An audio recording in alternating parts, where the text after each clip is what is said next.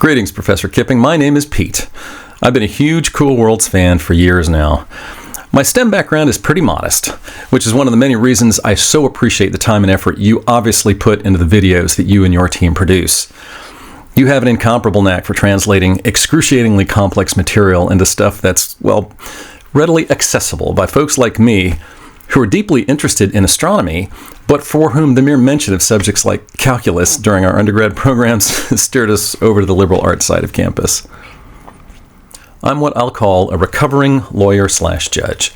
I also had the privilege of serving as the clerk of court at a federal appellate court in D.C. that serves as the nation's sort of senior reviewing court for intellectual property and patent cases. I've never commented on one of your videos before because, quite frankly, I've never even felt remotely qualified to offer anything that I thought would be of interest to you or your viewers.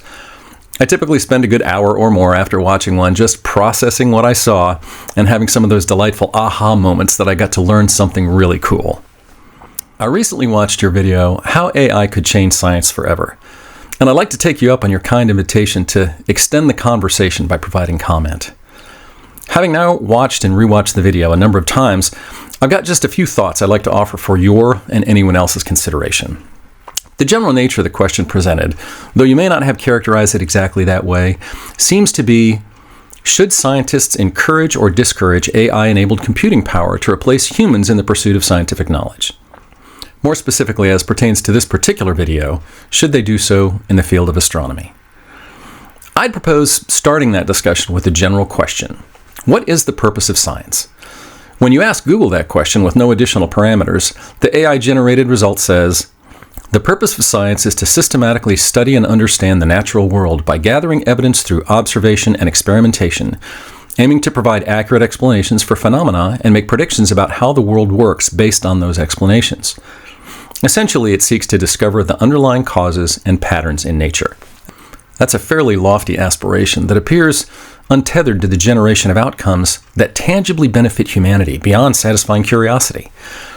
I'm not saying the pursuit of knowledge for knowledge's sake isn't a worthy objective, but when the question, why do science, is phrased with some reference to the cost-benefit analysis of pursuits like space exploration, answers typically also include some notion of the production of tangible benefits to society that result from scientific discoveries.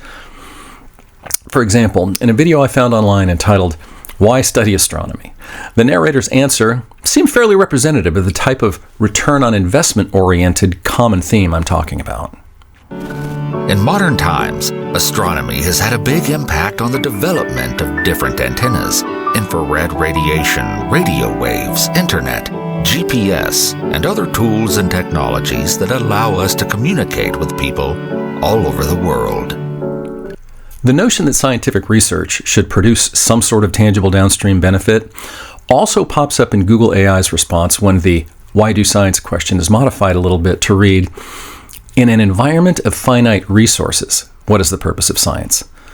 When phrased that way, the answer rests almost exclusively on rationale related to the production of tangible benefits, noting, in an environment with finite resources, the purpose of science is to understand and develop strategies for sustainable resource management by identifying ways to utilize existing resources, discover alternative sources, and minimize waste, thus allowing for long-term human prosperity within the constraints of a limited planet. This includes researching new technologies, optimizing resource extraction, and promoting practices that conserve and replenish natural systems. To be clear, I think both of these described purposes are absolutely valid. To go one step further, let's assume for purposes of this discussion that they're equally, for lack of a better way to put it, valuable to humanity. If that's true, then I think your video raises two questions that clearly, in my mind, merit further discussion. The first has to do with capability, and is reflected in many comments already offered by smart folks in this thread. Will AI ever be able to think sufficiently like humans to conduct research as well as, or perhaps far better than humans do? The second question that occurs to me doesn't seem to be raised in any of the comments I've read so far. It's one I think is rooted more in economics and philosophy than pure science, and that's this. If AI's capacity will in fact surpass humanity's, shouldn't resource allocation be structured to hasten the arrival of that eventuality? Though I'm no scientist myself, I've spent my adult life in an occupation that essentially demands contested assertions be supported with tangible proof. evidence in legal parlance. Your video included a number of what appear to be fact-based data points establishing that AI is already making valuable contributions to research, including 30% of scientists are already using AI to further their research. Material scientists have discovered 44% more materials with the assistance of AI than they otherwise would have. And some researchers are even crediting AI with co-authorship in their publications. Though I'm not sure I could confidently explain the difference between the three waves of AI evolution as it applies to astronomy research, the principal point you seem to make is that even at AI's current imperfect stage of development, it's already making meaningful impacts that could not have been achieved without it. That being the case, in a pros versus cons analysis, it seems like a pro to suggest, as you did, that AI will more likely than not occupy progressively more expansive roles in research as it continues to evolve. In light of that likely evolution, the pushback on greater AI involvement in science articulated by some of the experts in your video seem to be based on very, unsciency rationale. For example, Dr. Keating's reference to Einstein's happiest moment, or the inability of non-embodied computers to experience the sensation of falling.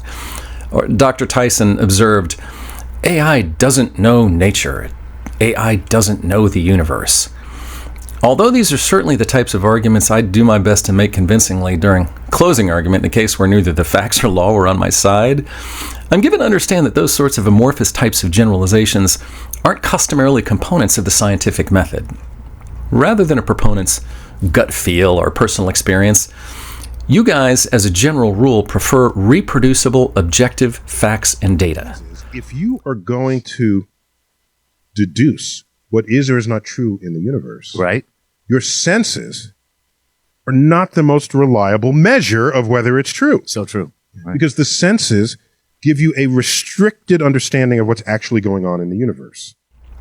Don't get me wrong. I'm pretty sure I understand what they're saying, which is essentially that there are collections and combinations of sensory inputs and associated emotional reactions in humans that computers are incapable of replicating, and that incapability or inability will over time irretrievably hobble AI's ability to replace humans in science research.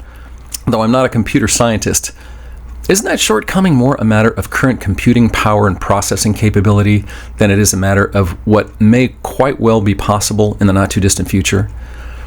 I mean, at the end of the day, isn't the sensation of falling merely another collection of data inputs? That's complex data inputs to be sure, but nonetheless reducible to coded instructions. Granted, the silicone and wires won't experience the same sensation a human would, but you're talking about machines that can perform more than 100 petaflops per second. This sounds comparable to one of those comparisons of stars in the Milky Way outnumbering grains of sand on every beach on Earth. It's almost incomprehensible. Given that capability, if the inputs were sufficiently comprehensive, wouldn't it be possible for a programmer or a collection of machines that have learned to program to articulate if-then algorithms giving AI the ability to virtually apply those sensation-related inputs to the process of problem solving? Granted, if Dr. Tyson is correct in his assertion that AI simply can't and never will be able to create, imagine, or intuit independent of human input, that would seem to put comfortably to rest the notion that computers will ever replace college professors or researchers. But as has happened repeatedly in other disciplines like particle physics, robotics, medicine, space launch, the inexorable advance of technology over time almost always changes the definition of what's possible. So that's the first question I'd humbly suggest merits additional discussion. Will AI ever be able to think sufficiently like humans to conduct research as well as, or perhaps far better than, humans do? Let's turn to the second question.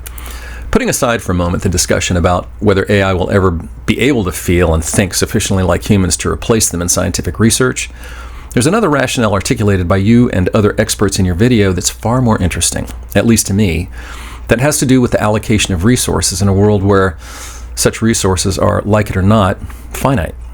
The data and commentary you presented seem to establish that AI is already generating scientific discoveries faster, smarter, and I'm assuming cheaper than would be possible with human input only.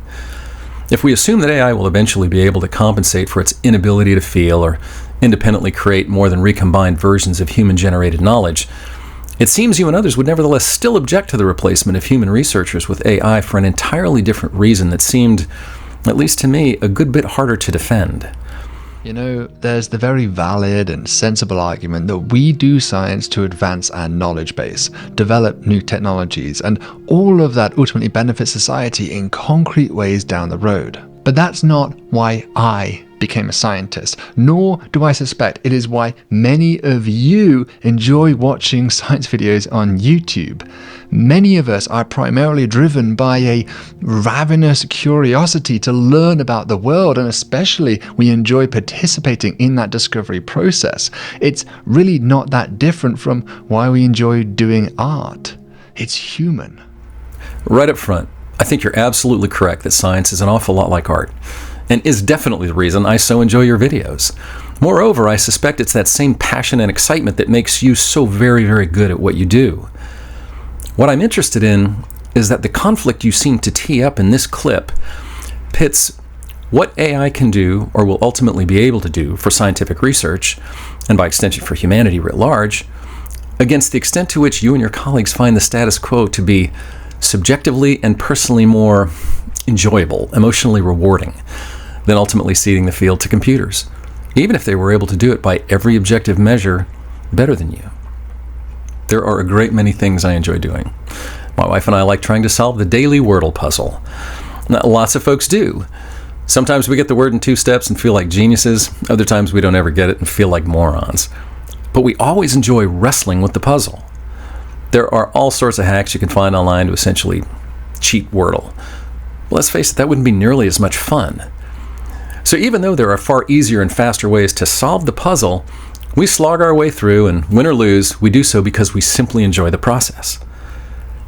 The difference between individuals and massive institutions and taxpayer-funded organizations is that when I enjoy the challenge of a Wordle puzzle, the only thing I'm consuming is my own time. I'm not diverting limited funds or finite resources from other pursuits. At one point in the video, you seem to endorse what I'd call sort of a Goldilocks level of AI involvement in astronomy research. Not too much, not too little, but rather an amount that's just right. Though you clearly laid out how AI promises the possibility of wildly increasing both the quantity and pace of advancements in your field, you seem to devalue such progress because you weren't, as you put it, excited about a world of magic and faith in machines.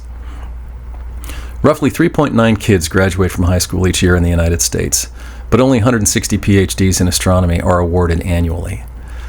What I'd humbly suggest, Professor, is that to the overwhelming majority of people in the country, indeed probably on the face of the planet, the world of magic and machines is precisely the one in which you thrive. It's really just a matter of education, economic background, and perspective. Just logical. The needs of the many outweigh the needs of the few. Or the one.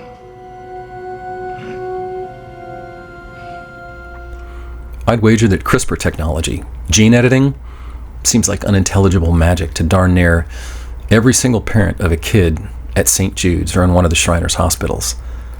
But I would also double down on that bet that 100% of them would trade their life savings, and in many cases much more, for a cure discovered tomorrow by magic and machines to one undiscovered by a decade or more, because the humans upon whom they rely to do that discovering find their work enjoyable, more rewarding, and more exciting to do it the old-fashioned way.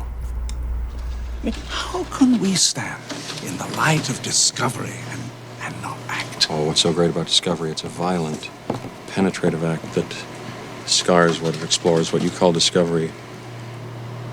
I call the rape of the natural world. Is the whole AI versus humanity discussion a case of art imitating life or vice versa? Who knows? And to be clear, I'm not disagreeing with your or your colleagues' reservations about whether AI will ever be able to do science better, faster, cheaper, more reliably, etc. than humans. Moreover, on a purely personal level, I'm far more Malcolm than Hammond in that clip, because for reasons I can't quite articulate, I just don't like the idea of the wholesale turnover of any human endeavor to machines. What I do question is this. If it is in fact as important as brilliant thinkers like you and your colleagues say it is to unlock the secrets of the universe, why would you advocate pumping the brakes on what you described as the potential for an AI-enabled explosion of scientific discovery, simply because it's more fun to do it the way you've grown accustomed to doing it. Once again, I'm a huge fan. I sincerely thank you and your team for what you do, and however the future unfolds, please keep making these videos, because you truly are an incredibly gifted educator, and I mean that in every sense of the word. I hope you'll consider this little video in the spirit in which I intended it, which is to simply continue a discussion I think is going to capture more and more attention in the very near future. And until your next video comes out, thanks in no small part to you and your team, I will stay curious and stay thoughtful.